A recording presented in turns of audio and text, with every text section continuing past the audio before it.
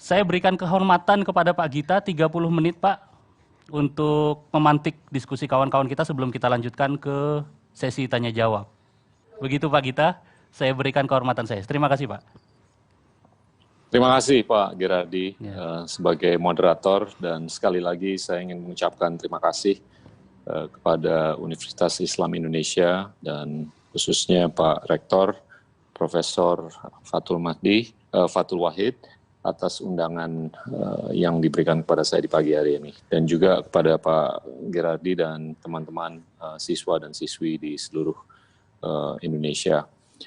Saya sudah menyiapkan PowerPoint presentation yang mungkin bisa dibantu oleh teman dari UII. Kalau ada yang bisa coba ditayangin presentasi saya akan coba kupas dengan pembahasan mengenai sejarah planet bumi ini, dan saya akan tarik ke sekarang, dan saya akan coba ilustrasikan proyeksi mengenai apa yang kemungkinan bisa terjadi pasca COVID-19 ini.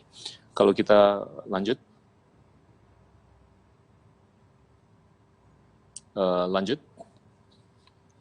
Saya akan sedikit bicara mengenai sejarah di mana planet bumi ini terbentuk kurang lebih 4,5 miliar tahun yang lalu, tapi dalam perjalanan hidup dan evolusi kita selama ini itu terjadi pembentukan kehidupan yang sederhana atau simple life form yang terjadi kurang lebih 3,8 miliar tahun yang lalu.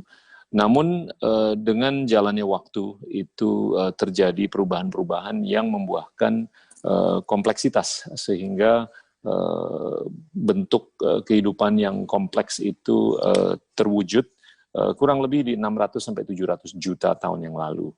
Di mana semenjak itu kita melihat bahwasanya lobster atau udang yang besar itu sudah bisa melebihi humanity atau kemanusiaan atau manusia, yang mana kita bisa mengacu ke beberapa temuan antropologi bahwasanya Homo erectus itu terwujud kurang lebih 1 juta tahun yang lalu. Tapi kalau kita lihat semenjak 1 juta tahun yang lalu itu, kita melihat banyak sekali kejadian-kejadian atau episode yang mengembangkan apakah itu bisa disebut sebagai revolusi kognitif ataupun revolusi pertanian yang terjadi antara kurang lebih 70 sampai 80 ribu tahun yang lalu sampai akhir-akhir ini. Ini merupakan menurut saya perjalanan hidup yang sangat menarik yang telah membentuk perjalanan hidup kita di Indonesia dan di Asia Tenggara dan tentunya di dunia yang kita bisa lihat di akhir-akhir waktu ini. Di halaman berikutnya kita bisa lihat sebagai ilustrasi bahwasanya kurang lebih dalam periode 1300-1400 tahun yang terakhir ini, semenjak Nabi Muhammad meninggal di tahun 632, itu terbentuk 3 kejayaan yang terwujud dalam kebangsaan atau kerajaan Islam yang berdiri sebetulnya di Damaskus, itu kurang lebih selama 90 tahun, antara 660 sampai 750, dan itu diwarnai dengan beberapa kejayaan, tentunya bagaimana mereka bisa melakukan ekspansi teritori geografi, tapi juga di saat yang sama mereka bisa mewujudkan sikap toleran yang luar biasa yang sangat dihormati oleh seluruh penduduk yang berada di teritori yang mereka kuasai.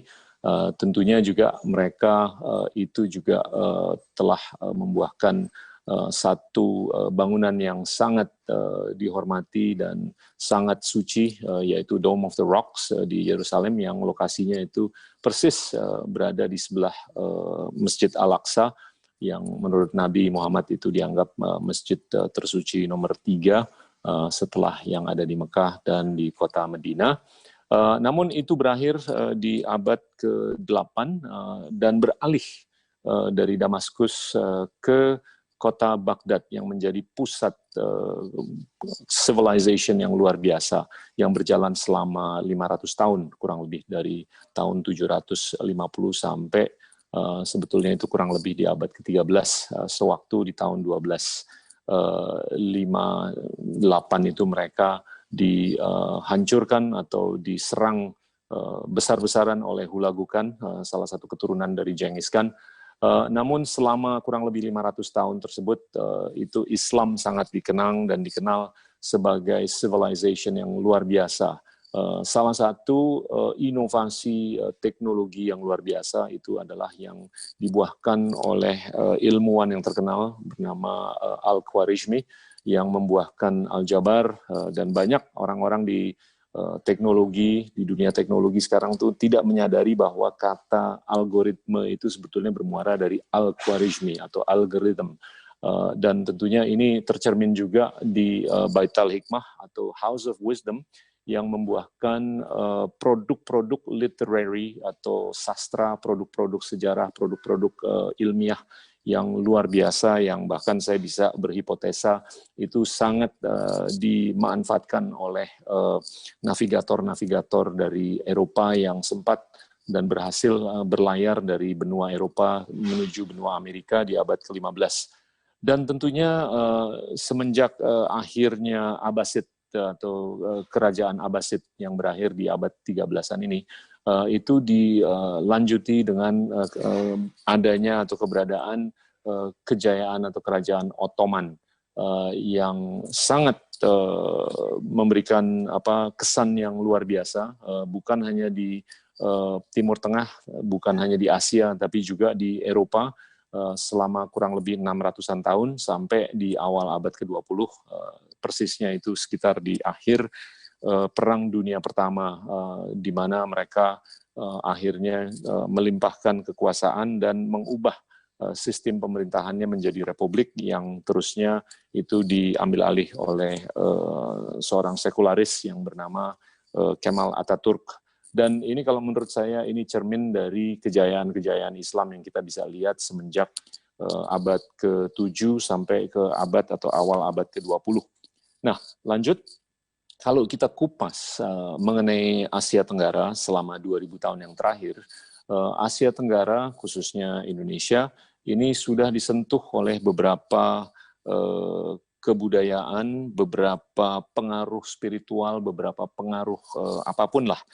Itu kita bisa lihat selama 400 tahun, keyakinan Buddha itu sangat mempengaruhi mayoritas dari teritori di Asia Tenggara, dan setelah itu tentunya keyakinan atau kepercayaan Hindu, di mana Buddha dan Hindu ini datang predominantly dari India yang diantar atau dibawa oleh pedagang-pedagang yang secara tidak langsung datang dari Timur Tengah, tapi secara langsung datang dari India.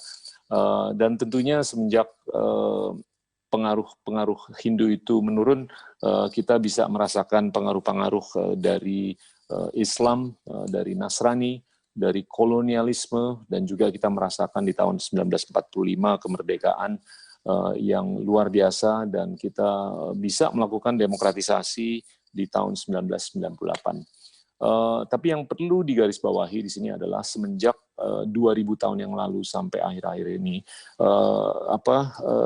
casualties atau tingkat kerugian atau tingkat kecelakaan yang terjadi selama 2000 tahun terakhir di Asia Tenggara ini sangat minim secara relatif ataupun absolut kalau kita bandingkan dengan tingkat kecelakaan yang terjadi di benua Eropa, khususnya sewaktu Eropa itu mengalami Perang Dunia Pertama dan Perang Dunia Kedua, di mana lebih dari 120 juta manusia itu meninggal dikarenakan kebinasan mereka dan antara mereka dengan budaya-budaya lainnya, di mana di Asia Tenggara ini sangat diilustrasikan atau diwarnai dengan kedamaian, toleransi yang luar biasa.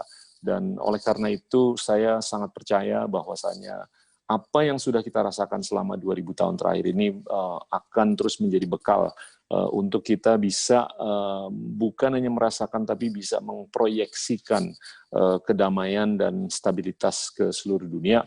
Bahkan saya lebih percaya juga bahwasanya Indonesia itu bersama Asia Tenggara itu bisa menjadi kawasan yang relevan untuk pemikiran-pemikiran strategis secara apakah itu ekonomi ataupun secara geografi ataupun secara geopolitik. Lanjut. Kita bisa melihat lebih dari 30 juta manusia telah terinfeksi hanya dalam periode kurang lebih 7-8 bulan terakhir ini. Lebih dari 1 juta manusia sudah meninggal dunia. Ini sangat disayangkan.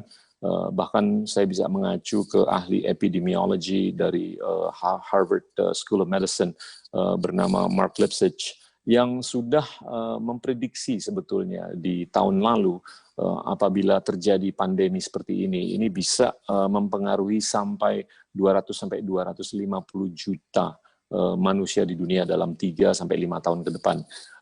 Kata-kata seperti itu sangat diketawakan oleh banyak sekali orang di dunia, tapi semakin kita melihat episode-episode yang sudah terjadi dalam beberapa bulan terakhir ini, semakin kita melihat realisme dari statement yang dikeluarkan oleh ahli epidemiologi tersebut. Kalau kita kupas lagi mengenai ASEAN, ASEAN ini sudah merasakan lebih dari 700.000 kasus yang terinfeksi oleh virus COVID-19 ini, tentunya dengan mortality rate yang tidak lebih dari 2,5%, ini masih relatif lebih rendah dibandingkan mortality rate atau tingkat kematian yang dirasakan oleh dunia di level kurang lebih 3%. Tentunya di Asia Tenggara yang sangat terdampak oleh virus COVID-19 ini adalah Indonesia dan juga Filipina. Kita melihat adanya success story dalam penanganan dan pencegahan terhadap COVID-19 ini yang sangat terlihat di negara seperti Vietnam. Dan ini mungkin kita bisa mengkorelasikan atau bisa berhipotesa bahwasanya hal-hal seperti itu mungkin bisa saja berkorelasi dengan sistem pemerintahan di suatu negara. Contohnya di Vietnam dan juga di Tiongkok, di mana mereka itu dengan approach yang cukup otokratis, itu mereka bisa memberdayakan metode-metode yang mungkin kurang populer, tapi terbukti cukup efektif dalam penanganan COVID-19 ini. Lanjut. Kita bisa melihat dengan COVID-19 ini ada beberapa atribut yang sudah dirasakan dan akan terus dirasakan oleh kita semua.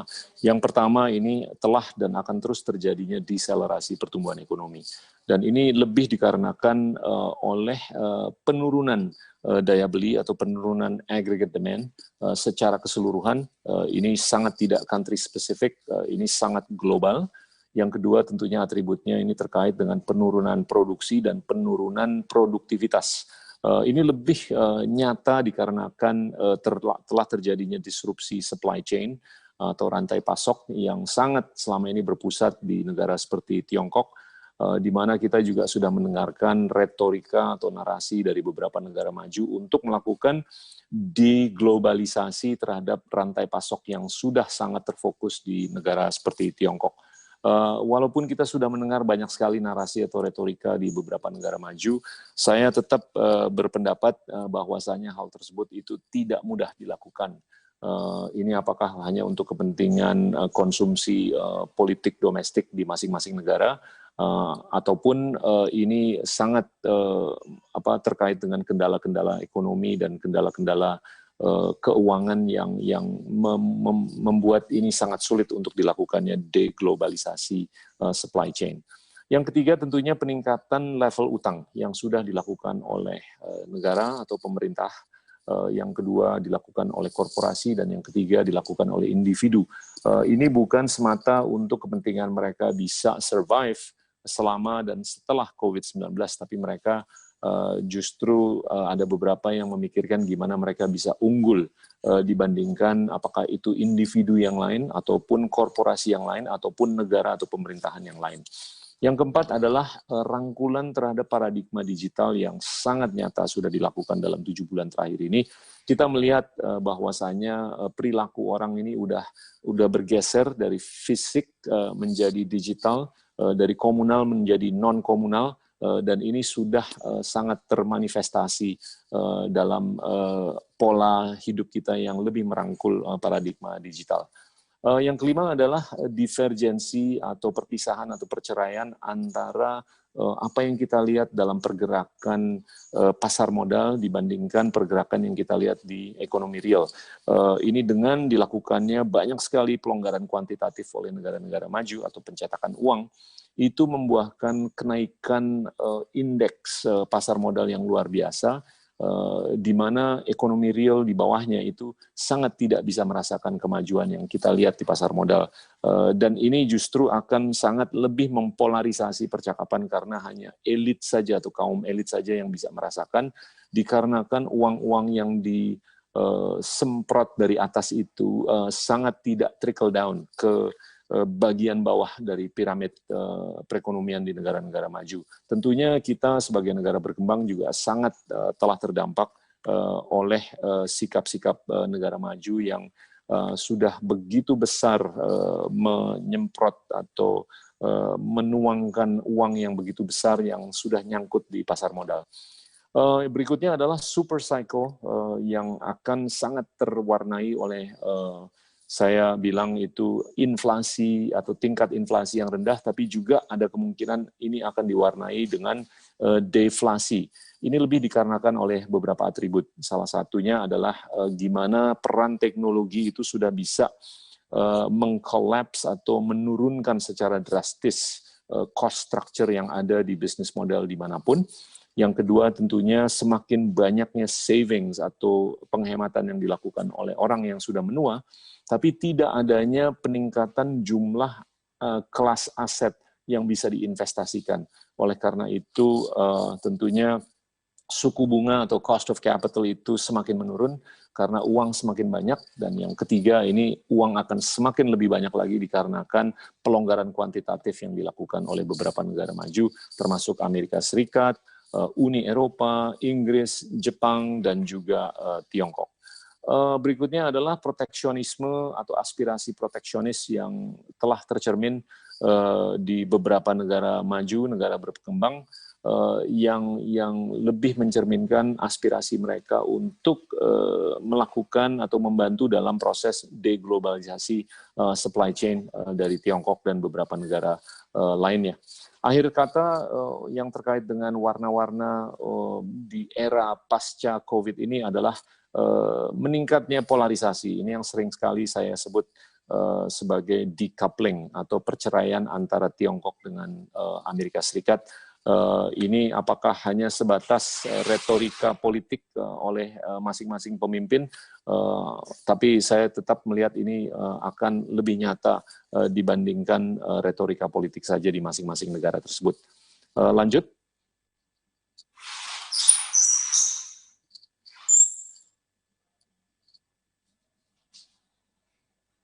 Oke, lanjut. Kalau kita lihat, lanjut, dunia di pasca COVID-19. Lanjut. Ini saya mengilustrasikan masing-masing negara di Asia Tenggara yang terdiri dari 10 negara, dan saya komparasikan dengan negara-negara maju dan negara-negara berkembang di Asia, termasuk Tiongkok, Jepang, Korea Selatan, dan India. Ini saya selalu menggunakan istilah marginal productivity berdasarkan purchasing power parity, di mana di Indonesia itu kapasitas setiap orang atau rata-rata orang di Indonesia untuk memproduksi barang dan jasa itu hanyalah $24.000, dibandingkan di Singapura mereka berkapasitas untuk memproduksi kurang lebih $170.000. Ini di kolom kedua dari kiri. Dan ini sangat nyata, dan kenyataan ini sangat mempengaruhi kapasitas kita untuk bisa bersaing, bukan hanya satu sama lain di Asia Tenggara, tapi bisa bersaing satu sama lain di seluruh dunia. Tentunya dalam konteks negosiasi dagang, negosiasi ekonomi antar negara yang semakin membilateralisasi dibandingkan multilateral, ini semakin menguntungkan negara-negara yang memiliki produktivitas yang lebih tinggi dibandingkan negara-negara lainnya yang memiliki produktivitas yang lebih rendah. Nah, semakin bilateralisasi itu semakin nyata, dibandingkan multilateralisasi yang kita bisa nikmati selama 20 atau 30 tahun terakhir ini, semakin Indonesia harus mengambil sikap untuk bisa meningkatkan produktivitas marginalnya dari angka 24.000, syukur-syukur bisa menuju 170.000 yang dimiliki oleh Singapura. Dan kalau kita geser ke kanan, kita bisa lihat itu secara inklusi keuangan, Indonesia itu inklusi keuangannya itu masih sekitar 49%. Itu kenyataan yang cukup pahit dikarenakan kalau kita lihat di negara-negara tetangga seperti Singapura, itu inklusi keuangan mereka itu udah hampir mencapai 100%. Ini artinya adalah hampir setiap orang di Singapura itu memiliki akses ke rekening bank dan memiliki akses ke modal. Di mana 1 dari 2 orang di Indonesia, hanya 1 dari 2 orang di Indonesia itu memiliki akses ke rekening di bank ataupun akses ke modal. Selama kita tidak memiliki akses ke modal, selama kita tidak memiliki inklusi keuangan yang optimal, itu kita akan sangat tergerus kapasitas kita untuk mengedepankan apakah itu entrepreneurship, tapi juga untuk mengedepankan daya saing kita satu sama lain di kalangan negara-negara di Asia Tenggara. Nah, yang paling kanan ini sebetulnya adalah ilustrasi mengenai M2 atau money supply terhadap PDB. Ini seringkali kalau saya memberikan webinar itu ada yang menyampaikan di samping bahwasanya kalau kita melakukan pelonggaran kuantitatif itu bisa terjadi hiperinflasi. Justru ini secara empiris membuktikan bahwasanya M2, rasio M2 terhadap PDB ini masih rendah sekali, 38%, dibandingkan rasio M2 terhadap PDB di negara-negara seperti Singapura, Malaysia, dan Thailand yang berada di 120-an%. Semakin rendah rasio M2 terhadap PDB itu semakin rendah risiko terjadinya inflasi ataupun hiperinflasi. Jadinya saya ingin menggarisbawahi bahwa Indonesia ini sebetulnya M2 terhadap PDB-nya atau money supply terhadap PDB-nya ini masih relatif sangat rendah dan sangat jauh lebih rendah dibandingkan rasio M2 terhadap PDB yang kita alami di awal tahun 60-an ataupun di tahun 98 sewaktu kita mengalami krisis atau Asian Financial Crisis. Lanjut.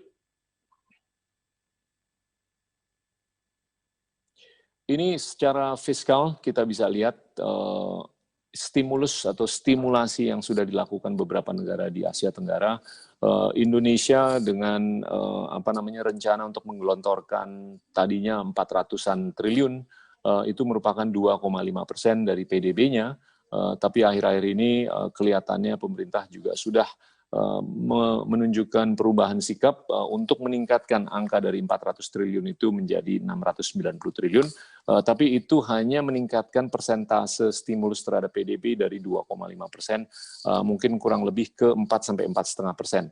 Dan persentase tersebut agak disayangkan kalau kita bandingkan dengan apa yang dilakukan oleh Singapura dan Malaysia yang siap untuk menggelontorkan hampir 20% dari PDB-nya untuk kepentingan stimulus agar bukan hanya mereka bisa membantu para BUMN-nya, tapi mereka juga bisa membantu rakyat, membantu UMKM, dan juga bisa membantu korporasi. Kalau kita lihat di Filipina mereka mengalokasikan kurang lebih 8-9%, di Thailand mereka mengalokasikan 11%, di Vietnam mereka mengalokasikan 5%.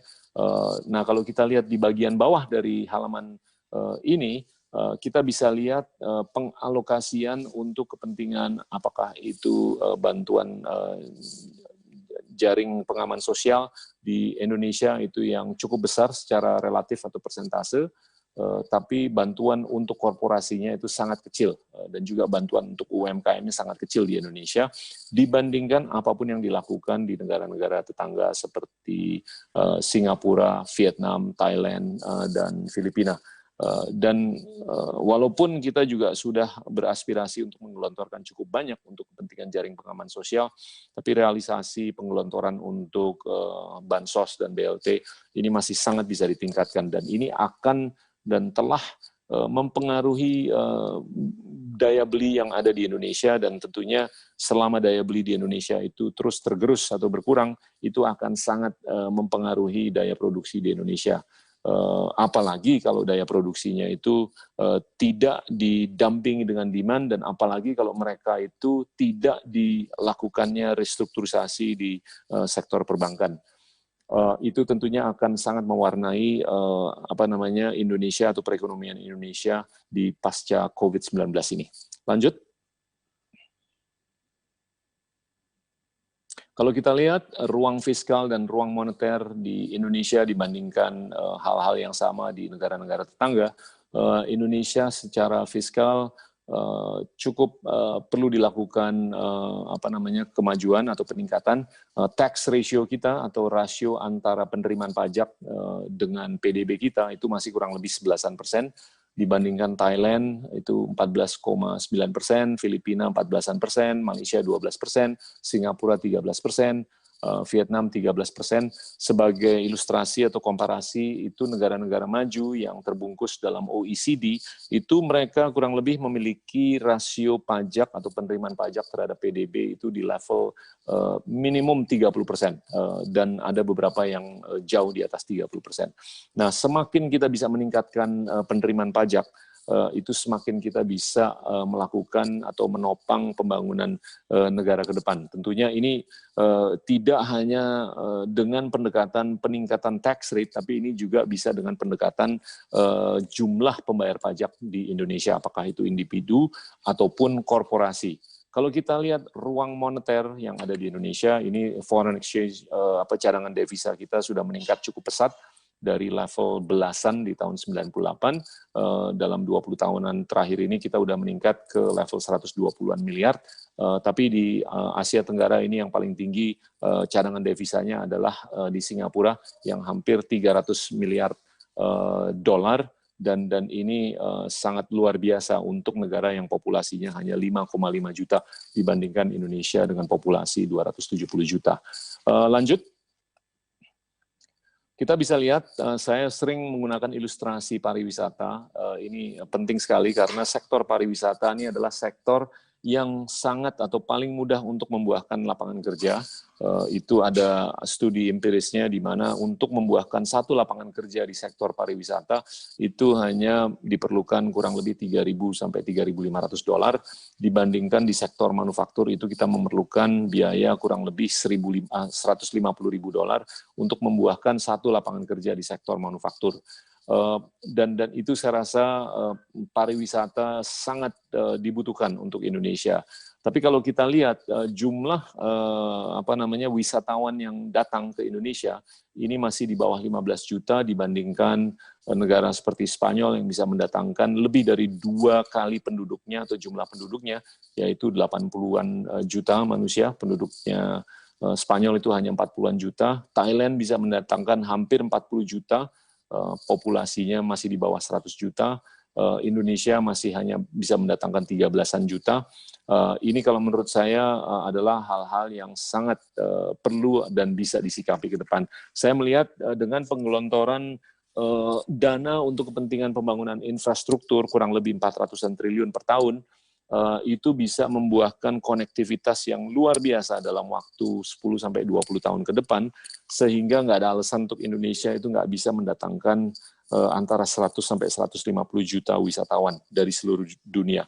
Dan itu tentunya efek multiplier-nya dan efek ekonominya itu akan sangat luar biasa untuk Indonesia, agar kita bisa bukan hanya memberdayakan lebih banyak penduduk di Indonesia, tapi kita bisa membantu diri kita sendiri agar kita lebih relevan dan kita bisa memproyeksikan soft power ke seluruh dunia. Lanjut. Foreign direct investment ini rata-rata di Indonesia hanya 91 dolar per orang, dibandingkan Singapura yang bisa mendatangkan kurang lebih 18-19 ribu dolar per orang. Ini sangat fantastis komparasinya. Dan kita berada di level yang hampir sama dengan Filipina dan Thailand, yang mana kita hanya bisa mendatangkan kurang lebih 91-an dolar per orang dalam konteks FDI. Semakin kita bisa meningkatkan angka 91 dolar ini ke angka yang jauh lebih di atas, itu semakin kita bisa membuahkan lapangan kerja dan semakin kita bisa merangkak di rantai nilai, agar kita juga bisa melakukan reskilling dan upskilling terhadap tenaga kerja yang ada di Indonesia. Lanjut.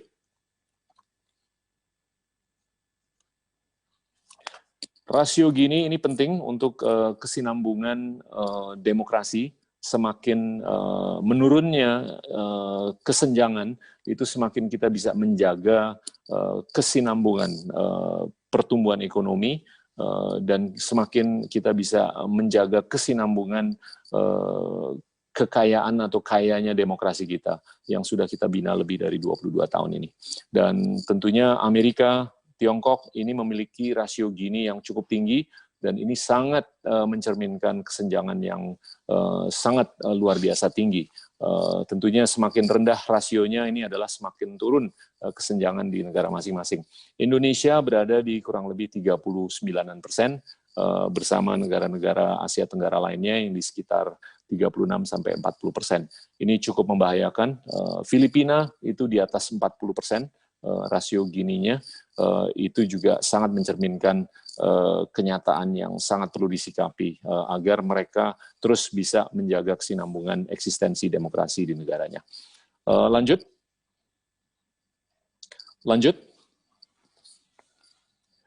Kita melihat bahwasanya selama 1.800 tahun semenjak 2000 tahun yang lalu, itu perekonomian Asia yang terdiri dari India dan Tiongkok itu sangat mendominasi kue ekonomi di dunia.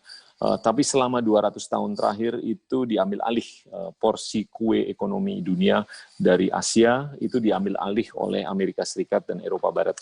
Tapi kita melihat, ini saya menggunakan tentunya pendekatan purchasing power parity, bukan secara nominal. Semenjak beberapa tahun yang lalu, ini porsi kue ekonomi Asia yang terdiri dari India, Tiongkok, dan Asia Tenggara, ini sudah melampaui, sudah balik lagi mendominasi kue ekonomi dunia, melampaui porsi ekonomi yang dimiliki oleh Eropa Barat dan Amerika Serikat, dan juga Eropa Barat dan Amerika Serikat. Ini mencerminkan baliknya kita ke era yang semestinya itu sangat mendominasi dunia perekonomian selama 2 milenia terakhir ini. Dan tentunya sewaktu ada negara atau superpower yang merasa terancam oleh superpower yang baru aja mau muncul, ini tentunya Amerika dengan Tiongkok, itu kita juluki sebagai Thucydides trap, atau perangkap Thucydides. Thucydides ini adalah jenderal di Athena yang menggunakan metafor bahwasanya mereka itu akan diambil alih oleh Sparta, dan oleh karena itu mereka melakukan apapun agar mereka bisa keluar dari perangkap-perangkap ancaman yang dilakukan oleh Sparta. Itu kurang lebih 2.500 tahun yang lalu. Lanjut. Kita lihat Tiongkok ini lagi mengalami dilema, karena selama hampir 30 tahun mereka mengalami surplus di neraca transaksi berjalannya, tapi tahun lalu dan tahun ini mereka akan mengalami defisit di neraca transaksi berjalannya. Kalau kita melihat neraca transaksi berjalan ini adalah muara atau sumber untuk negara manapun itu bisa melakukan eksportasi modal. Nah, semakin mereka itu tergerus dan mencapai titik negatif atau defisit, semakin mereka akan kesulitan untuk melakukan eksportasi modal. Dan ini akan cukup berdampak terhadap inisiatif Belt and Road Initiative yang mereka sudah canangkan beberapa tahun yang lalu. Dan yang kedua, kenapa ini semakin dilematis untuk Tiongkok menurut saya, ini juga dikarenakan tidak meningkatnya popularitas penggunaan renminbi atau yuan. Di mana kalau kita lihat di bawahnya ini, penggunaan renminbi atau yuan itu masih hanya kurang lebih 1,66% dari seluruh transaksi cross border di dunia.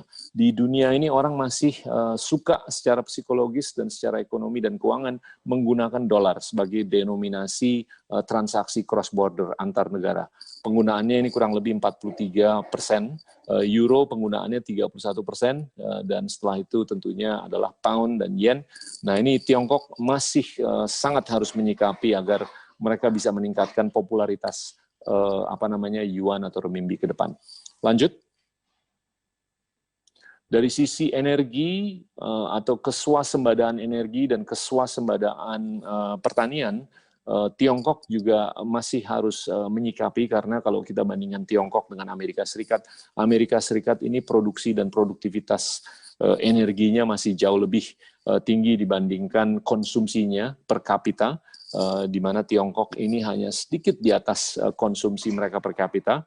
Dari sisi kesenian pertanian mereka juga Amerika diuntungkan dengan produksi dan produktivitas pertanian yang melebihi atau jauh melebihi konsumsi mereka per kapita dibandingkan statistik yang sama untuk di Tiongkok.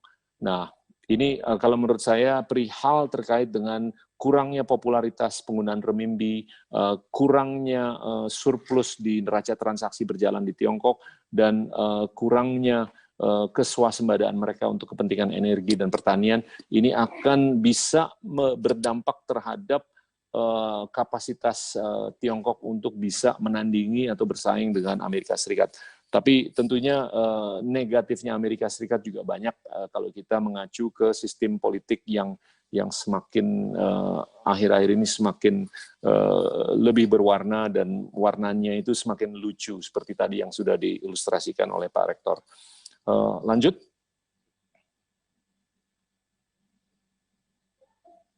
Ujung-ujungnya ini adalah halaman terakhir saya. Mohon maaf, ini cukup lama. Apa yang harus dilakukan untuk Asia Tenggara atau Indonesia untuk bisa bukan hanya survive tapi untuk bisa unggul? Kalau menurut saya cukup sederhana. Kita harus mutlak bisa meningkatkan marginal productivity kita dari 24.000, syukur-syukur itu bisa ke level 170.000 dolar per orang per tahun untuk barang dan jasa yang bisa diproduksi per orang. Yang kedua, tentunya kita harus bisa meningkatkan inklusi keuangan dari 49% menuju 98-100%. Dan saya cukup encourage sekarang dengan kenyataan banyak sekali narasi-narasi teknologi yang sudah bisa mempengaruhi secara positif inklusi keuangan di Indonesia. Dan ini akan terus berbola salju. Dan yang ketiga tentunya gimana kita bisa meningkatkan FDI dari 91 dolar per orang menjadi apakah itu 19.000, 20.000 atau selanjutnya, dan gimana kita bisa meningkatkan jumlah wisatawan ke Indonesia dari 13 juta menjadi 150 juta agar kita bisa memproyeksikan budaya, intelek, dan lain-lain yang positif mengenai Indonesia. Kalau kita melihat mengenai orang India ini sekarang kita udah berpikir bahwasanya identitas orang India ini adalah mereka jago ngomong dan mereka pinter. Tapi kalau Indonesia itu di kalangan dunia itu belum ada identitas yang terbentuk terkait dengan intelek kita atau intelligence kita. Kita lebih teridentifikasi dengan budaya kita, apakah itu main angklung, main gamelan, atau main bulu tangkis. Nah itu kalau menurut saya hal-hal atau atribut yang cukup kaya, tapi itu harus bisa diperkaya dengan atribut-atribut lainnya yang lebih memproyeksikan intelektualitas kita di komunitas internasional.